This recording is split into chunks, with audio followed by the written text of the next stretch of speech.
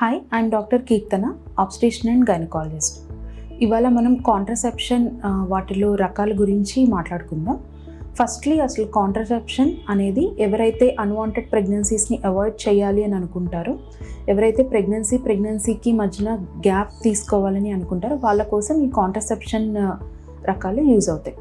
First contraception అనేది దీంట్లో natural methods ఉన్నాయి, బ్యారియర్ మెథడ్స్ ఉన్నాయి, హార్మోనల్ మెథడ్స్ ఉన్నాయి. న్యాచురల్ మెథడ్ అనేది ఎవరైతే రెగ్యులర్ పీరియడ్స్ ఉంటాయో వాళ్ళకి ఎగ్ రిలీజ్ అయ్యే టైం డే 10 to day 18 ఆ పర్టికులర్ పీరియడ్లో సెక్షువల్ ఇంటర్కోర్స్ని అవాయిడ్ చేయాల్సి వస్తుంది.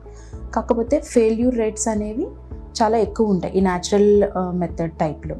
ఇర్రెగ్యులర్ పీరియడ్స్ వాళ్ళకి మనం పీరియడ్స్ని ప్రిడిక్ట్ చేయడం కష్టం కాబట్టి వాళ్ళు LH కిట్స్ అవి యూస్ చేయొచ్చు.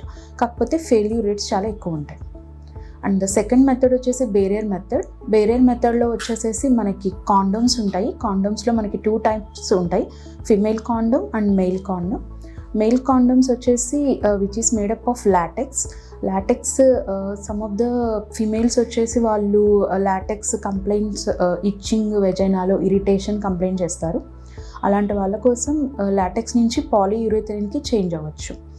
కంపారిటివ్లీ మెయిల్ కాండోమ్స్ వచ్చేసి కరెక్ట్గా యూజ్ చేస్తే ఫెయిల్యూర్ రేట్ 2% ఉంటుంది. ఈవెన్ ఫీమేల్ కాండోమ్స్ కూడా అవి కూడా పాలీయూరేథరిన్తో తయారు చేస్తారు. ఈవెన్ అది కూడా failure rate comparative mail condoms కంటే ఎక్కువ ఉంటుంది, అప్ టు 6%. అండ్ ఇంకొక మెథడ్ వచ్చేసి డయాఫ్రమ్. ఈవెన్ డయాఫ్రమ్ కూడా బ్యారియర్ మెథడ్లో ఒక టైపు. వీటి మెయిన్ యాక్షన్ ఏంటి అంటే స్పర్మ్ని ఓవం దాకా రీచ్ అవ్వకుండా చేస్తాయి.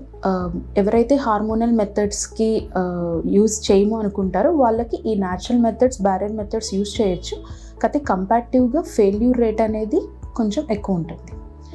ఇండియాలో మెయిల్ కాండోమ్స్కి నిరోధ్ అని యూజ్ చేస్తాం. Thank you.